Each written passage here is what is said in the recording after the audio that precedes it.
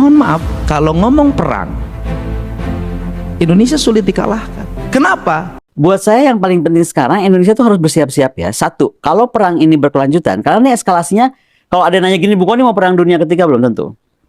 Oke. Nah, makanya tugas Indonesia sekarang sebenarnya, kalau saya tuh inginnya kita lebih ngitung aja, kita pakai kalkulasi cepat. Ini kalau perang berjalan 3 bulan, misalnya atau sebulan, atau 3 bulan, 6 bulan, setahun, efeknya ke Hormuz, dan ukur aja efek ke Hormuznya itu berapa hari, berapa lama. Impact-nya sejauh mana? Impact ke energi kita berapa lama, berapa banyak, kenaikan energi itu akan melompat ke berapa misalnya. Karena emas melompat Semua prediksi Prabowo itu jadi kenyataan. Ini yang bikin merinding sebenarnya. Pertengahan tahun lalu gue bikin video juga soal prediksi Prabowo yang ini. What does it mean? Masalah Iran nanti perang dunia ketiga. Saya lihat, saya yakini dalam 5, 6, 8 bulan ke depan kita akan buat langkah-langkah fundamental terobosan yang akan memperkokoh ekonomi Indonesia di tengah situasi global yang penuh ketidakpastian, perang, persaingan, hegemoni yang sangat berbahaya, yang bisa memicu perang dunia ketiga. Ini tidak main-main. Amerika siap mau nyerang Iran, Rusia mengatakan jangan nyerang Iran. Kalau nyerang Iran berhadapan dengan saya, Rusia. Jadi soal Amerika, Indonesia terancam jika seumpama dunia akan terjadi peperangan atau World War III, atau ketika seumpama perang memanas kemudian melibatkan China, Rusia di belakang Iran. Karena deklarasi kemarin teman-teman, ini jangan nggak percaya loh, Inggris dan Perancis ini sudah ambil posisi. Kenapa? Amerika sekarang memang sedang agak terdesak. Dalam beberapa video juga terekam Donald Trump itu agak panik ya. Ini menandakan bahwa Amerika ini sudah menggelontorkan sekian banyak uang yang bahkan Amerika sendiri terlilit hutang yang begitu sangat besar, sehingga untuk melunasi hutang negaranya teman-teman, untuk bunganya saja itu nggak nutup. Gila kan? Berarti kita bisa simpulkan perang itu antara Israel dengan Iran yang dibantu Israelnya oleh Mama Recall ini memakan anggaran yang begitu sangat luar biasa. Bahkan ada berita katanya pesawat yang dihargai puluhan miliar, 60 sekian miliar dari Mama Recall itu ditembak oleh Iron Dome Iran yang senilai ratusan juta rupiah. Wah, menarik nih. Artinya boncos-boncos tuh Amerika ya. Nah, bagaimana kondisi Indonesia jika seumpama perang dunia 3 terjadi? Apakah Indonesia akan terancam sebagai sebuah negara atau kedaulatan Indonesia akan terancam ketika peperangan itu terjadi?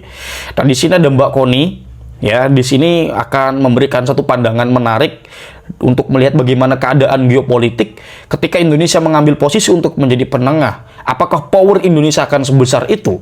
Atau justru power Indonesia akan dijadikan sebagai sebuah kapas yang terhempas angin, yang kemudian tidak begitu didengar oleh dunia, yang akan berdampak justru pada keselamatan Indonesia itu sendiri. Mari kita lihat bagaimana Mbak Kony berbicara ya, silakan. Mohon maaf.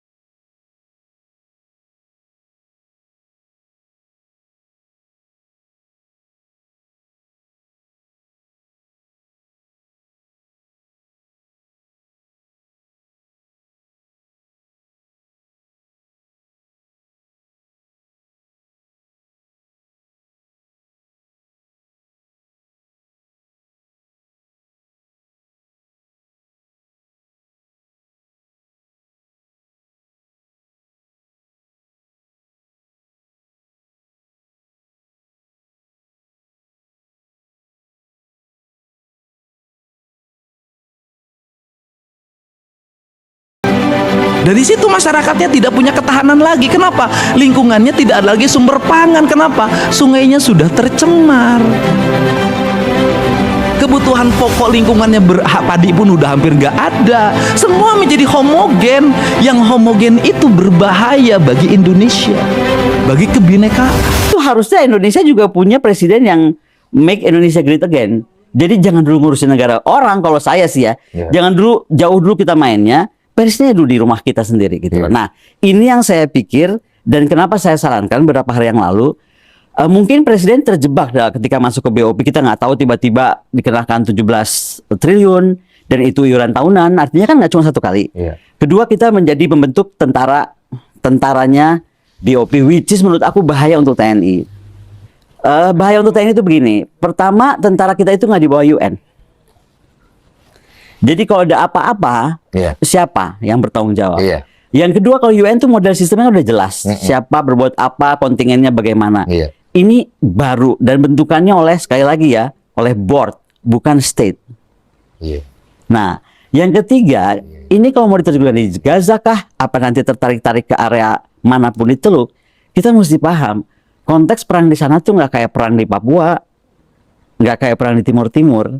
Itu daerah yang sangat volatil, ya kan? Jadi apapun, jadi yang tadinya bisa bantuan kemanusiaan dalam hitungan persekian detik bisa berubah jadi security alert gitu. Nah, kasihan tentaranya kan, doktrinnya tuh gimana? Makanya saya sempat ingatkan presiden, sebenarnya dengan BOP ini, dengan adanya Iran ini menyerang, diserang begini, inilah momen kita, excuse kita untuk bilang, BOP, lu udah salah nih, gue masuk ke lu tuh bukan buat gini, buat peace. Sekarang kok jadi board of war atau board of perang.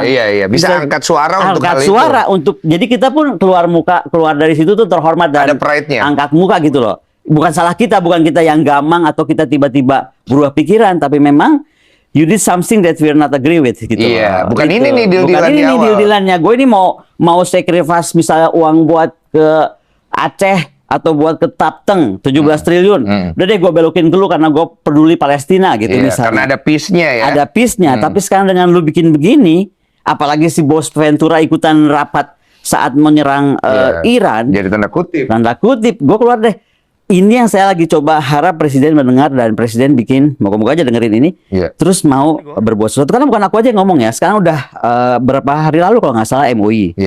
Kemudian tadi malam saya terima jam berapa? Jam 11 malam dari para senior angkatan, senior TNI kita, yang merasa bahwa ini akan berbahaya buat tentara kita gitu kalau diteruskan. Berarti sebenarnya langkah yang perlu dilakukan presiden sekarang untuk mengantisipasi kondisi global ini adalah sikapnya dia yang mau diambil ke depannya dalam waktu cepat, begitu kan?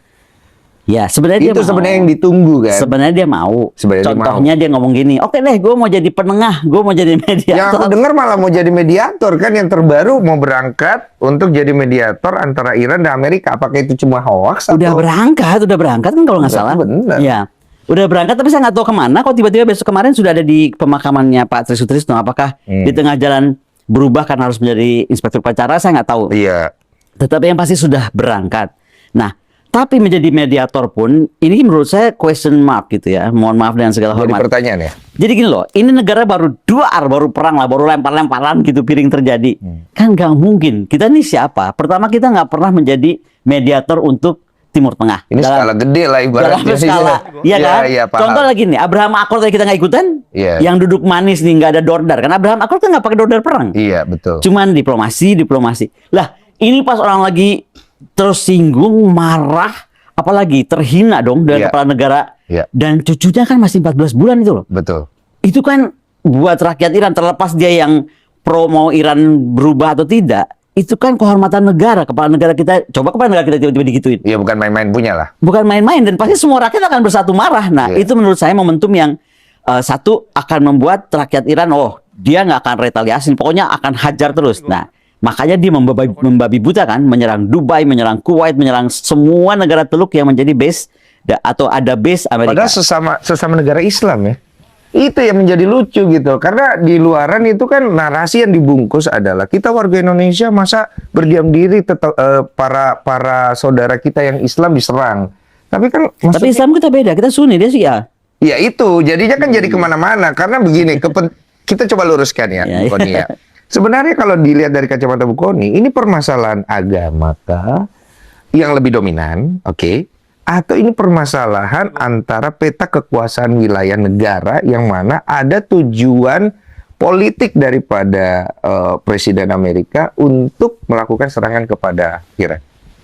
Gini, kalau jawab itu susah, banyak buku udah ditulis. Tapi saya ngomong sederhana aja. Mm-mm. Sebenarnya kalau dunia itu betul-betul ingin menyelesaikan isu Israel, ya Israel karena dianggap dari si dulu ya. goro-goro kan si Dari Israel dulu nih. ya. Yang dianggap ya, saya ngomong Iya. pakai underline yang Iya, dianggap. dia dianggap. Sebenarnya yang bikin gara-gara Inggris sama Perancis, Sultan Ottoman itu punya kekuasaan di daerah itu 400 tahun.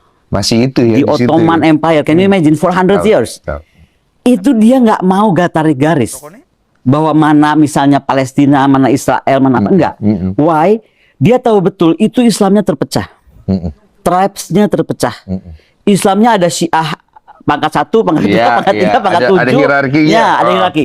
Lalu ada Sunni juga yang hierarki. Jadi dia nggak mau Sultan Sulaiman. Pokoknya gue kuasai daerah itu, tapi gue nggak akan pernah tarik garis dulu atur aja deh. Ya.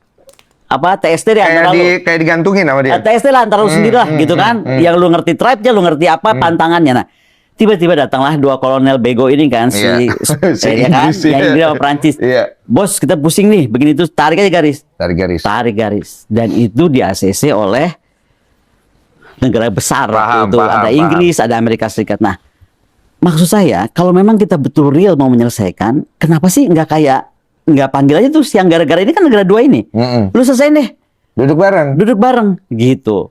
Saya bagaimanapun saya tetap hormat pada Trump waktu itu karena dia berhasil mendudukkan orang untuk Abraham Accord dan mereka berdamai kan. Iya. 27 years loh dari mulai serangan 2019 Betul. sampai 2026 they are good gitu. Iya. Nah, sekarang ada kayak begini kan kacau lagi. Semua prediksi Prabowo itu jadi kenyataan. Ini yang bikin merinding sebenarnya. Pertengahan tahun lalu gue bikin video juga soal prediksi Prabowo yang ini. What does it mean? Masalah Iran nanti perang dunia ketiga. Saya lihat dan saya yakini dalam 5, 6, 8 bulan ke depan kita akan buat langkah-langkah fundamental terobosan yang akan memperkokoh ekonomi Indonesia di tengah situasi global yang penuh ketidakpastian, perang, persaingan, hegemoni yang sangat berbahaya, yang bisa memicu perang dunia ketiga. Ini tidak main-main. Amerika siap mau menyerang Iran, Rusia mengatakan jangan nyerang Iran. Kalau nyerang Iran berhadapan dengan saya, Rusia. Jadi soal Amerika sama Iran itu udah dia prediksi. Prabowo itu bilang sekitar 8 atau 9 bulan lagi, gak sampai setahun lah, bakalan ada keributan antara Amerika sama Iran. Dan ini bisa jadi pemicu kekacauan global. Nah dari sini gue sadar kenapa Presiden Prabowo itu deket sama blok timur, tapi juga maksa deket sama blok barat. Terus kenapa program Prabowo itu banyak dianggap annoying, kayak MBG, bikin banyak dapur, swasembada pangan, yang akhirnya Presiden Prabowo ini dihina-hina sama warganya sendiri. Padahal di sisi lain Pak Prabowo ini tiap hari trying so hard. Gimana caranya biar warganya yang menghina dia tiap hari bisa tetap aman dan gak kena dampak dari kekacauan global. Jujur gue dari tahun lalu nih bahas video prediksi Prabowo, sampai sekarang gue bahas lagi merindingnya masih sama.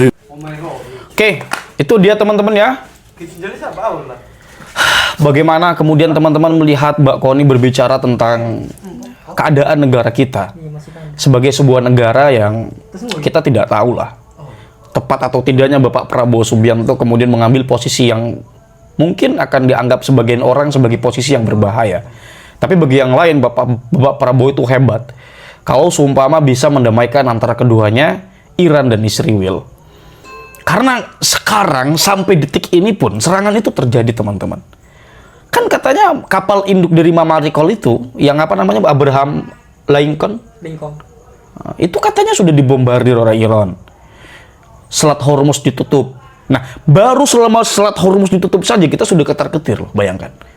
Dan kalau seumpama perang dunia ketiga pecah, Indonesia tentu akan bahaya. Kita semua dalam bahaya, teman-teman. Krisis pangan terjadi, kriminal akan di mana-mana terjadi. Akses internet sangat terganggu. Mungkin listrik pun juga akan mati-matian ya. Karena kan kita sampai saat ini masih menggunakan tenaga batu bara. Bagaimana kemudian kalau seumpama jalur pengiriman batu bara itu kemudian tertutup? Mau dari mana energi kita harus mau hantarkan ke rumah-rumah kita sehingga nyala listrik, sehingga nyala HP kita bisa ngecas. Kalau semua itu tidak ada, wallahu alam, uang yang kita tenden itu uang yang kita taruh di bank, bagaimana nasibnya? Ya kita tidak tahu. Apapun yang terjadi sekarang, kita doakan mudah-mudahan jangan sampai perang ketiga itu kemudian terjadi. Ya. Wassalamualaikum warahmatullahi wabarakatuh.